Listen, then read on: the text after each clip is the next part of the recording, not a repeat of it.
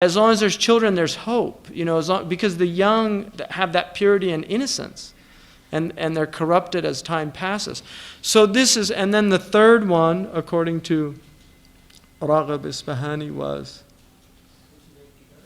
Imarat al-Ard, is actually to cultivate the earth.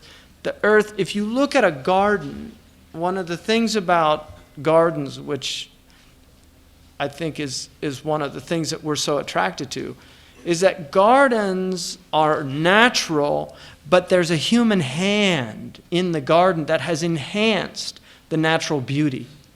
And so this is part of what humans do. They enhance when they're well. When they're not well, they detract.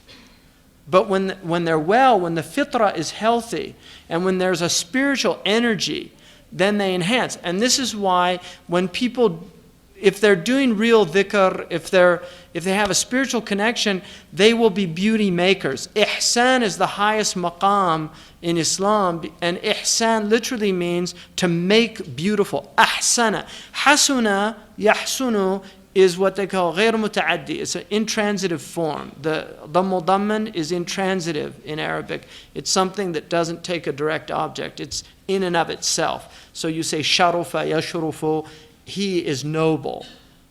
There's no object of that. It's an intrinsic reality. So the same is true. Hasuna yahsunu is, it is beautiful. It is good. It is hasan. It's something pleasing. It's something beautiful. The hasanat are good deeds, because good deeds are beautiful. And this is there's an ethical theory that is actually an American ethicist, Chisholm, who said that that essentially what ethics is it's a branch of aesthetics. His view was it was actually ethics was a branch of aesthetics, which is about the philosophy of beauty, why things are beautiful. He thought that good actions were actually things that we recognized the intrinsic beauty of the action, which is why it was so pleasing to us. In the same way, when you look at a mountain or a tree or a lake, you recognize, you're a beauty recognizer. That's what humans are.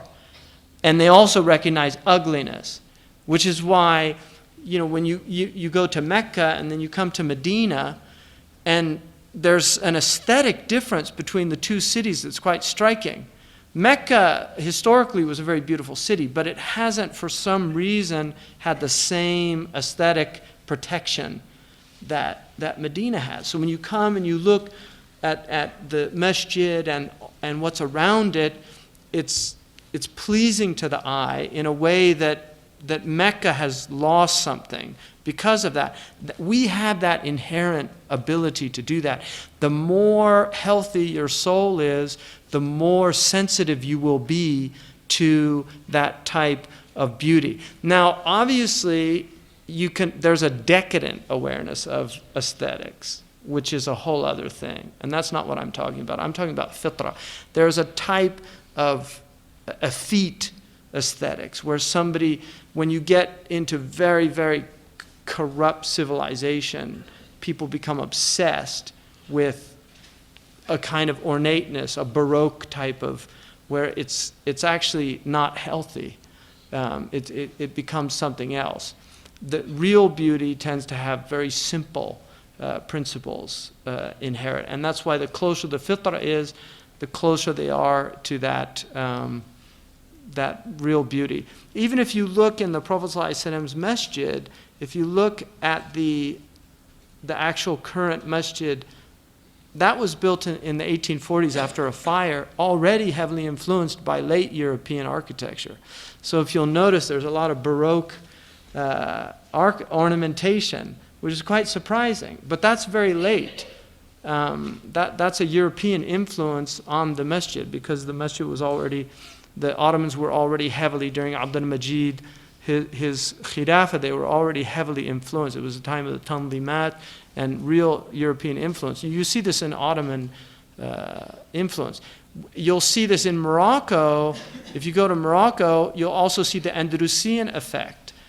The early Moroccan period, the period of the Murabitin, the Muwahidin, the architecture is very, very stark, but really beautiful.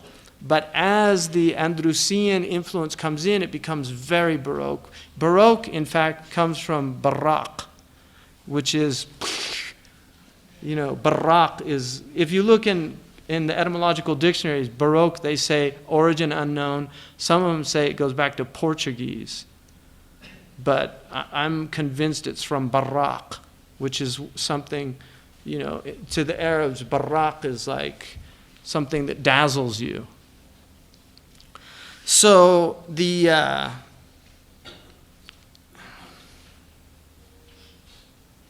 that's from asking about that their children, that the Prophet ﷺ, all that came from asking about the children, that the purpose of what we're here.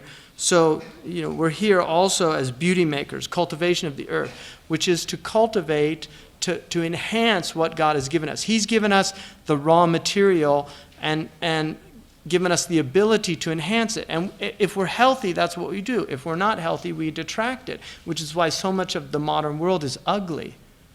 It's very ugly because people aren't well. So the architecture's ugly, the clothes are ugly, the hairstyles are ugly. It's just people aren't well. It's all symbolic of being spiritually unhealthy, but people are unaware of it because if they were, they wouldn't be in those states. They would be troubled by those states. But that's the human condition.